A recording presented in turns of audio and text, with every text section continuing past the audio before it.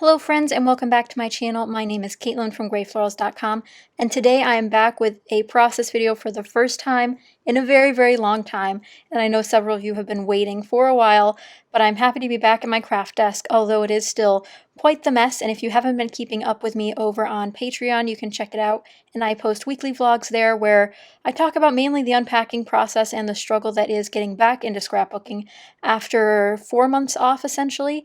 So definitely check that out if you're interested. It'll be linked down below. But if you did not see the previous videos for how to kill a kit with style, I have a kit share. We make DIY embellishment clusters, and I also explain my process for pulling out photos for this kit, and all of those will be linked down below as well in case you're interested in checking those out.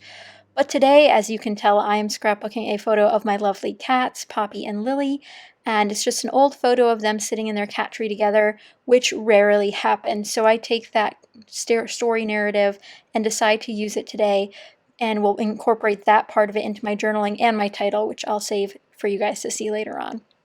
To get started, as you can see, I've pulled out a wonderful purpley pink colored cardstock, and also this wonderful scrap of bird pattern paper from the Maggie Holmes Bloom collection.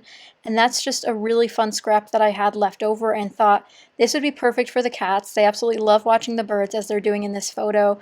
So sometimes you can think of these kind of themed papers in unique ways, like of interests and things like that. So my cats are interested in birds, therefore they're going on bird paper. There I just grabbed a Jen Hadfield washi tape sticker from the sticker booklet, and I used that on the left hand side. Now those are not 12-inch washi strips, so be sure if you're buying strip booklets like this that you either know that they're not 12 inches or okay with the fact that they're not 12 inches. I really like the idea of layering things like this with those half layers, so I don't mind it at all. And now I'm moving on to starting a cluster in the bottom right. Now my plan is to do a diagonal line across from the top left to the bottom right. And in that bottom right section, you saw me cut apart that happy memory little section from the Maggie Holmes Bloom cut apart sheet. I pulled in a Heidi Swap Emerson Lane collection label sticker, and then I pulled in one of my DIY embellishments that we made together earlier this month. And again, if you have not seen that video, I'll have it linked down below, because a lot of people wonder how you get to using those types of embellishments on your pages.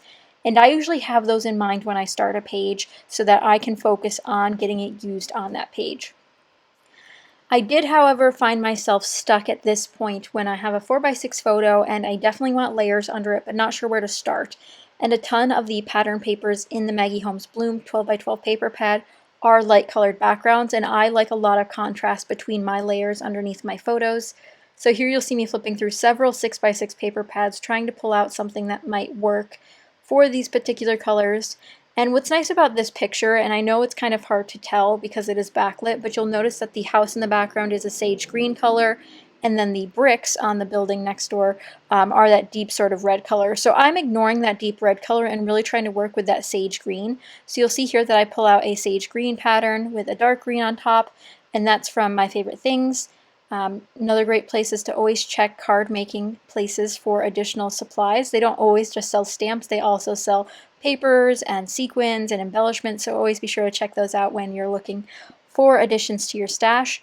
So I pulled this out because I thought it was a great match to not only the house picture, or the house in the background of the picture rather, but also the birds on this wonderful pattern paper have that same sage mint green color scheme. So it's a great pick. What I end up having to do is trim the photo quite a bit, but luckily it is backlit. I don't really need a lot of this darkness anyhow, but by using lighter layers around it, it helps feel lighter in the sense of I didn't edit the photo before I printed it, but this is sort of editing after the fact by pairing it with some lighter colors. So I start with this butter yellow rainbow pattern just because they're arches. It's from a rainbow paper pad, but it's just all one color on this particular one.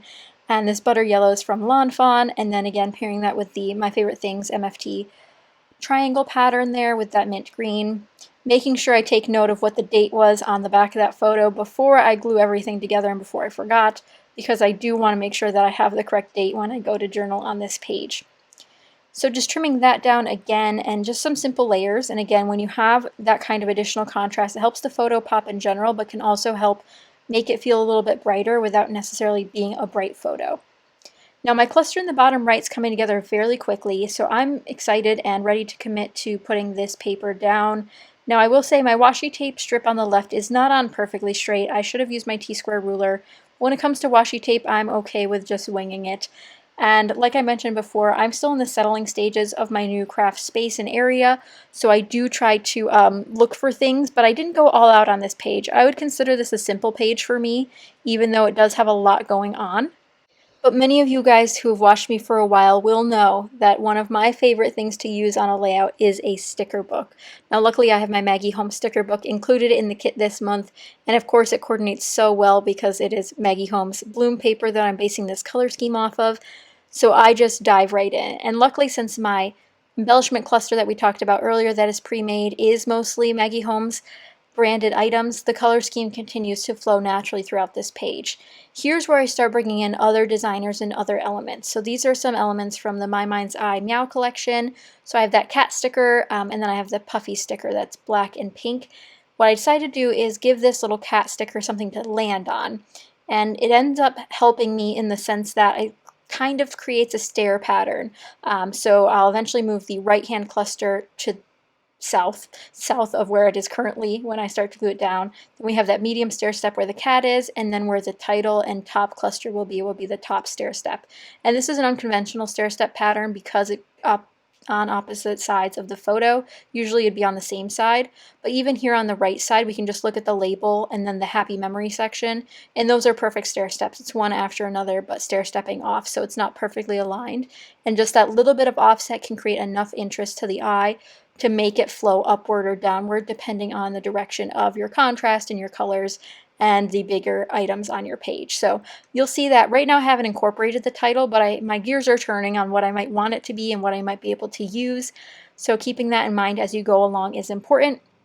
But also know that you can totally do it without keeping that in mind too. Sometimes you might want to plan ahead of time, right? So if that's more your style, don't glue things down like I am. Just plan your title out, make sure it fits, use that wax paper if you want to see what it might look like, or if you have a clear transparent sheet, you can also use something like that to test areas for your title. But here I'm just going to continue embellishing. I love a good sticker book and love implementing a lot of the stickers onto a page. One of my favorite ones I ended up using was this label here that says #TrueStory. And again, spinning it off the story that I told you guys earlier, they never spend time near each other, and the fact that they did in this photo, well, did in general, but also captured in a photo is just amazing for their personalities, because they are related, but they do not love each other in the normal sense. But I thought this would be a fun way to capture their personalities in a different way and to talk about that #TrueStory by saying yes, they were in fact that close together for no reason other than their own. But as I start working on the rest of these stickers, I use just some Nuvo adhesive to glue those down. I find that with sticker book stickers, you do need to be careful because they do not like to stick. They are very peelable, which is great if you're just planning things out and you don't want to commit to where it needs to go yet, then that's great. But if you're like me and you want it to stay where it should, you definitely want to put some extra adhesive under there. So here's where I ended up finding my title. It came to me on a whim and ended up working out really well. And this is from a Jelly Bean Soup set of foam pre-made titles. So there's this big word love that fits perfectly on the top left corner of that photo around my cat Lily on the top there. And then the second half of that title is lives here. So I thought that'd be a great idea for, again, that storyline that no, they do love each other, and this is proof of it, and sort of going off of that into where my journaling will go in that label in the bottom right. And this also helps deliver a lot more contrast, and I love adding contrast, especially when working with pastels like here, in that it just adds so much more brightness to the pastels and just brings so much joy to a layout. And then you also have that deepness that sort of solidifies it and grounds it. With this case it's black, but you can also use dark grays. You know, you don't have to necessarily go for the whole opposite for that additional contrast. You can really make it work how you wish. So some of the finishing touches that I end up putting on this layout include those epoxy butterflies that you guys have seen in my kit. This is my first time using them on a page, and they are definitely difficult to work with. I'm not sure if you guys have any suggestions, but I'd love to know how you like to adhere them. I'm trying some different liquid adhesives to see if that works, but I want to make sure they stay put, but without putting anything extra underneath them like a foam square, because they are translucent since they're epoxy. But I did put a couple of those on there, both the yellows and the blue minty colors. And then lastly, I add a tiny bit of washi tape from me and my big ideas because I'm a huge washi fan. And then add the date, and that is it for this layout.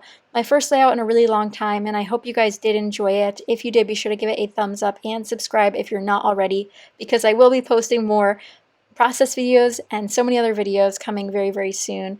But thank you guys again so much for watching and for your support over the months here as we get back to normal. Thanks for watching. Bye!